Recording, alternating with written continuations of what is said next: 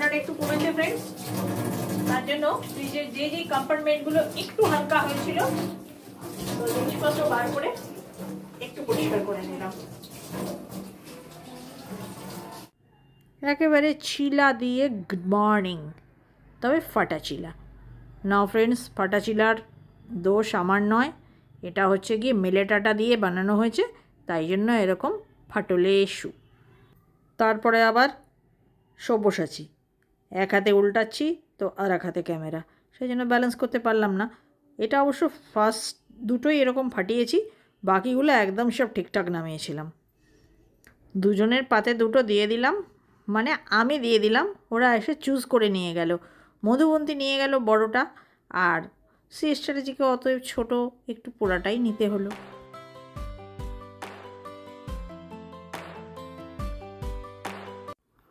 ওদের সবাইকে দিয়ে দিয়েছি ফ্রেন্ডস। বাকি যেটুকু ছিল একসঙ্গে সবটা ফ্রাই প্যানে দিয়ে দিয়েছি। এত মোটা হয়ে গেছে, এটাকে আর চিলা না বলে প্যানকেক বলাই ভালো। এটা আমার। আজকে যখন ব্যাটারটা তৈরি করছিলাম, সিএস চ্যাটার্জির সামনে দাঁড়িয়েছিল। ওর তো সবসময়তেই কম হবে আর একটু দাও, কম হবে আর একটু দাও, এই করে দেখো দুটো বাড়লো। তিনটে ওদেরকে দিয়েছি, আরও দুখানা বেড়ে গেল, আর আমি একটাই খাই, আবার আমারটা হয়ে গেল একটু ভারী। মধুবন্তীর থালায় কি ক্রেডিট, একটা ডিশ বাঁচালাম, মানে ধোয়ার থেকে।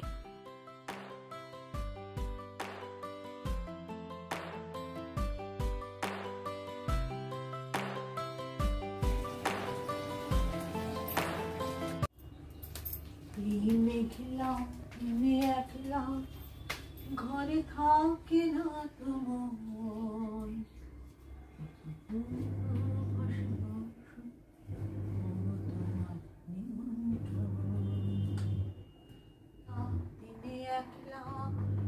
ঘরে থাকে না তোমার, শুধু মিছি মিছি কথা, দুনিয়ার কাজ পড়ে আছে, ঘরে থাকবো না বললে চলবে।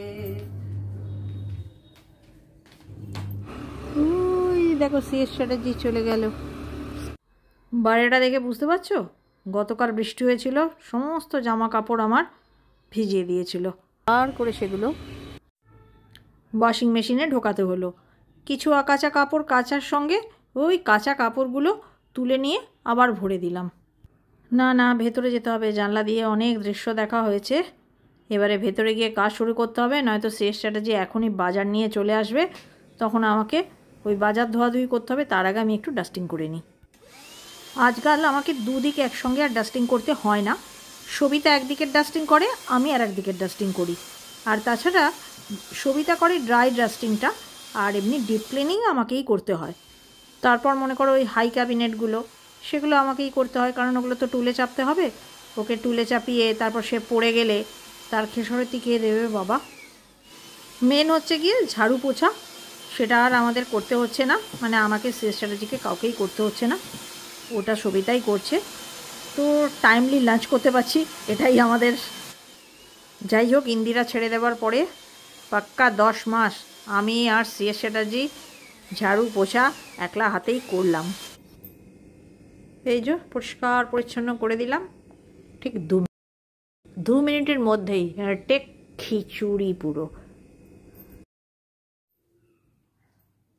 ঘরটার অবস্থা দেখেছো কি, অনেকটা বেলা হয়েছে, এরকম না যে বেলা হয়নি, অনেক কিছু কাজ হয়ে গেছে, তোমাদের সঙ্গে শেয়ার করেছি। এই দেখো বাজে তোমার 9:40 বেজে গেছে, ব্রেকফাস্টও মিটে গেছে, বিছানা তোলা আজকে হয়নি। আমি ইচ্ছে করে বিছানা চড়া ছেড়ে দিয়ে ব্রেকফাস্ট বানাতে গেছিলাম, কারণ সিএস চ্যাটার্জি যদি বলে এসে ব্রেকফাস্ট খাবো, তাহলে ল্যাঠাটা আমার রয়ে যাবে। তাই জন্য বলেছিলাম তুমি বাজার যাবে, যাও বাবা, আগে ব্রেকফাস্ট করো তারপর যেও।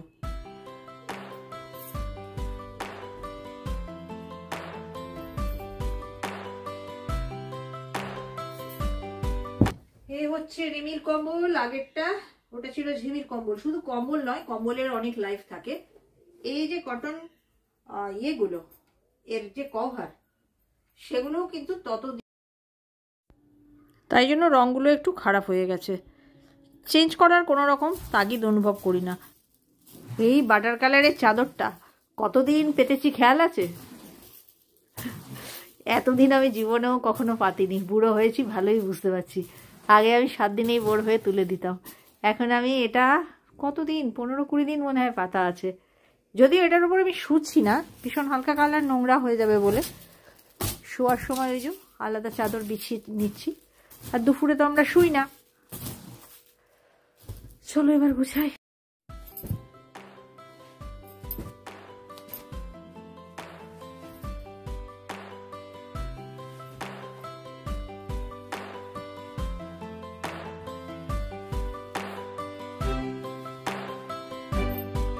আর কত কি আছে এই জায়গাটায়?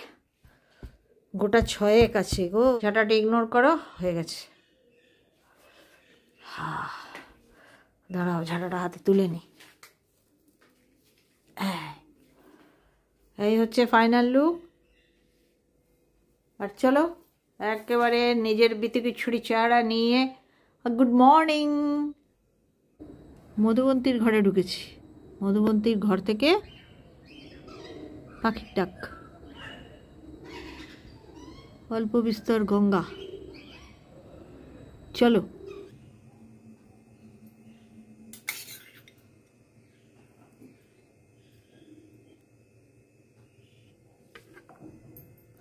পেঁপে কুমড়ো ভাতে। ভিউটা দেবো। এটাই আছে চাইনিজ চিকেন, এটা মধুবন্তীর জন্য। এটাই আছে শাক, এটা সবাই, এটাও আমাদের সবাই। চাল ভেজে এসে পড়েছে সিএস চ্যাটার্জি, বুঝতে পারছো? বাজার ফাজার ডিম ফিম নিয়ে এসে পড়েছে। দিয়ে দাও বলছি।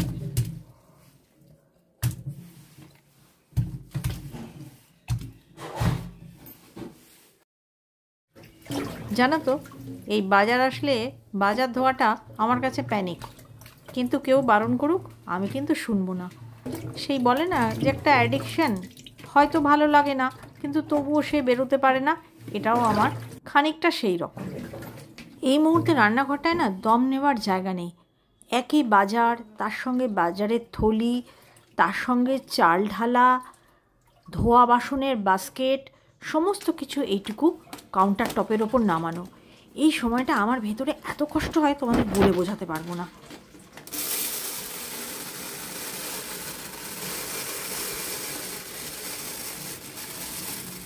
এই সময় আমার ঠিক কি মনে হয় জানো, সে একটা কথা আছে না, ভিক চাইনে কুকুর থামা।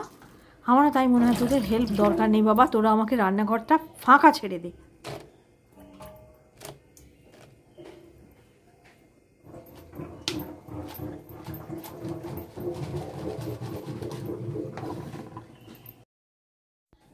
উফ, এইবার আমার ধরে প্রাণ এলো। 1 কাপ চা হাতে করে পূর্ণ উদ্যমে আমি আবার কাজে লাগবো। মানে ফার্স্ট হাফ হয়ে গেছে, এবার সেকেন্ড হাফ। এটা নিচ্ছি আমি মাছের মশলা। কিন্তু খুব অবাক না তোমরা, আমি রসুন আদা বাটা দিয়ে মাছ রান্না করব। আসলে আজকে মাছের কালিয়া করব, আর মাছের কালিয়া।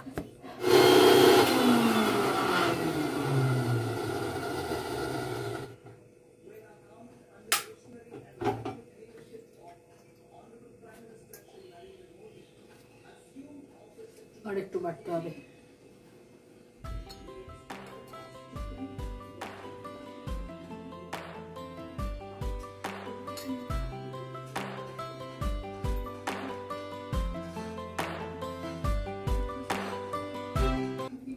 এটাও রেডি হচ্ছে আর মাছেরই জন্য। গুঁড়ো মশলা জল দিয়ে গুলে নিলাম। আর ওই যে বাটা মশলাটা, যখন বাটা তখন বললাম বাটা যায়নি, এখন বাটা রেডি হয়ে গেছে। আরও আছে পেঁয়াজ কুচি, সেদ্ধ আলুর টুকরো, আর এই যে এদের নুন হলুদ মাখানো হচ্ছে।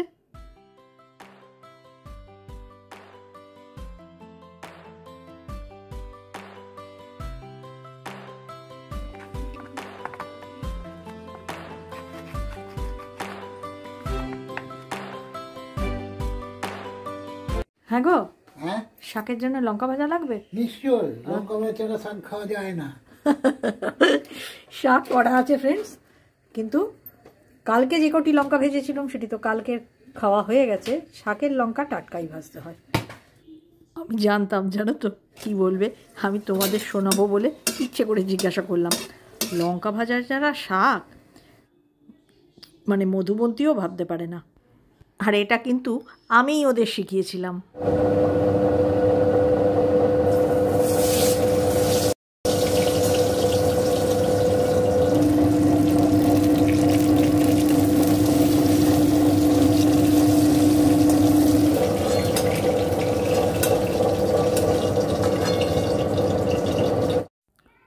ছোটোবেলায় মধুবন্তী মাছ খেতে খুব ভালোবাসতো, আর এখন তো দেখেছো মাছ প্রায় খাই না।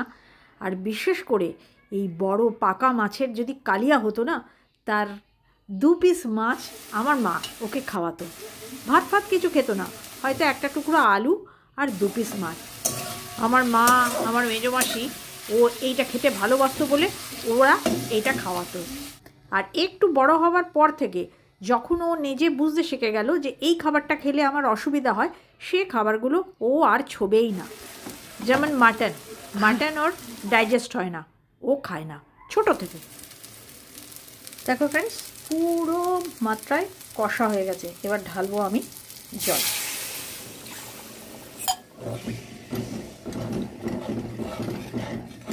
ফুটে উঠলে মাছ ছেড়ে দেবো, হয়ে যাবে।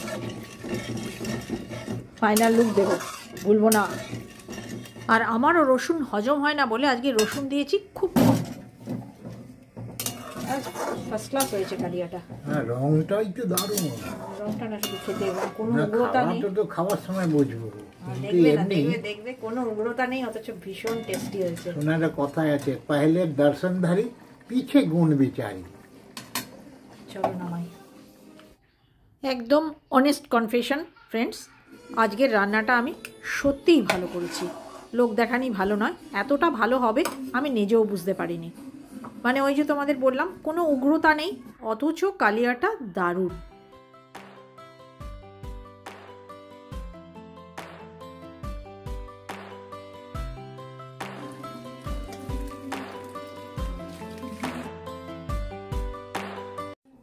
রান্নাটার থেকে এত সুঘ্রাণ হচ্ছিল, তো আমি তখনই মনে মনে ঠিক করে নিয়েছি যে রিমি রাজীব আসলে এই রান্নাটা আমি একবার করব। চলো, কাঁচা তো আমার অনেকক্ষণ হয়ে গিয়েছিল, কিন্তু হাত খালি পাইনি। বৃষ্টিতে 2 দিন আমার কাপড় ভিজিয়েছে, তার মধ্যে একদিনের ইনফরমেশান আজ তোমাদের দিলাম, আগের দিন আর তোমাদের বলা হয়নি। তাই আমি মনে মনে ঠিক করে নিয়েছি আমি ওই 2 দিকের ব্যালকনির ভিতরেই মেলবো, আর বাইরে দেওয়ার দুঃসাহসই দেখাবো না। আমাদের প্রকৃতি দেবী থেকে থেকে রূপ বদলাচ্ছে, তিনি শীতকালেও বর্ষা বৃষ্টি ঢালছেন, তার ওপরে আর আমাদের একটুও আস্থা নেই। উনি যে কখন কি ঘটাবেন কেউ বলতে পারে না।